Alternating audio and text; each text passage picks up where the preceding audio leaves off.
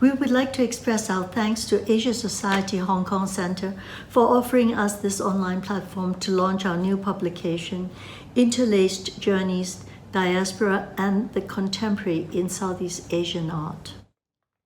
Edited by Patrick D. Flores and Loredana Pazzini Paracciani, the book brings together essays by 11 art historians and curators, each of whom work with the arts of Southeast Asia.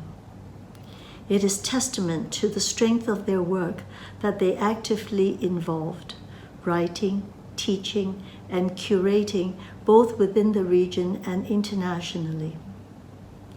This book is the first anthology to examine the place of diaspora in Southeast Asian contemporary art from a complex perspective of both artistic and curatorial practice. It attempts to advance the discourse, research, and exploration on topics of migration and diaspora in Southeast Asia and contemporary Southeast Asian art, as well as border crossing in the region. As part of this online book launch, Patrick and Loredana, together with one of the authors, Eva Bencheva, introduced the concepts behind the book project. Thank you. Several years in the making, this anthology emerged from the editors and writers' sheer determination to tackle the overwhelming state of affairs occurring time and again in Southeast Asia in relation to mobility, border crossing, and contemporary art, and to explore how much these inform each other, if indeed they do, in today's visual culture. The title is telling: Interlaced Journeys, Diaspora and the Contemporary in Southeast Asian Art, suggests the existence of interconnected paths that come to define the diasporic condition shared by many in culturally diverse Southeast Asia. Indeed, inclusiveness underlines for us the main aim of this volume, to be a discursive platform with and for the people on which to voice personal and communal concerns that enable us all to learn from one another on how we witness and experience diaspora today. To do so, while this volume acknowledges the critical literature developed on diaspora as a post-colonial subject of inquiry, it pushes the boundaries beyond the conceptual to explore diaspora as a life experience in relation to contemporary art. In its conception, the book came about out of several conversations my co-editor, Professor Flores, and I had about migration and displacement in Southeast Asia. Over time, we observed, in fact, that while these topics were treated fragmentarily in national art histories, there was a concurrent growing interest on diaspora in contemporary art, viewed in terms of hypermobility of artists and curators alike. These themes became the cornerstones of our book, to be informed by curatorial investigation and by the ongoing dialogue among the writers and the artists that are indeed our source of inspiration.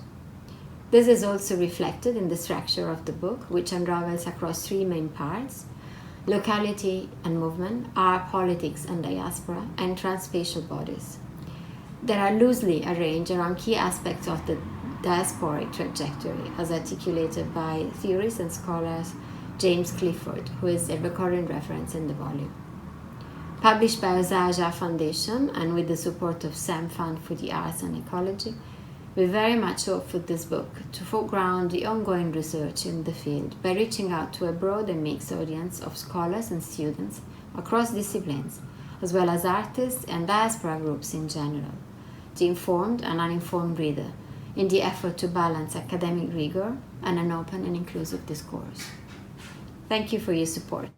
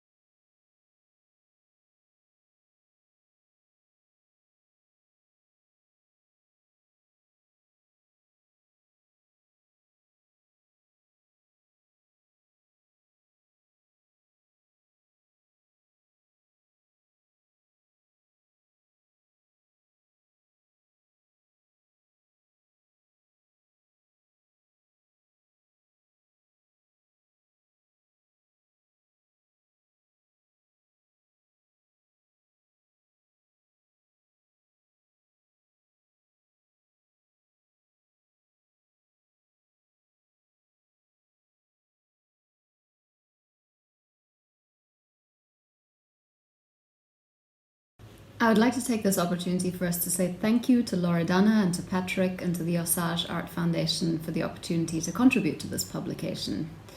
Interlaced Journeys, Diaspora and the Contemporary in Southeast Asian Art. For me, this is a very timely topic. I say this because I think the publication deals with two terms that we've come to see very clearly in relation to contemporary art. One of these is the term travel. This speaks to a certain fascination that we've had for a long time with how artists move, the interactions that they have, and the exchanges that come about.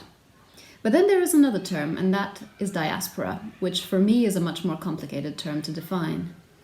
On the one hand, diaspora speaks to shared forms of identity and community formation, and it's really not the case that all forms of travel result in people feeling diasporic. This is one of the main arguments that this book makes, this idea that these two terms are not interchangeable and that there is a much more complex relationship between them. This is an argument that I've also tried to make in the essay that I've contributed to the publication, but I feel that it is something that comes through in all of the fantastic papers from the curators and researchers and writers who've contributed to this publication. They make three main arguments, which I think we need to take into account.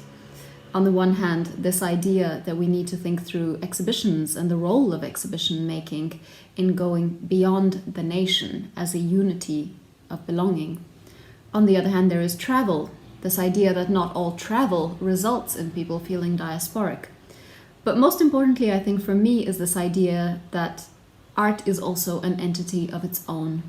It's something that can't neatly be mapped on top of the experiences and identities of its makers, and therefore, we would do good to consider it also on its own terms.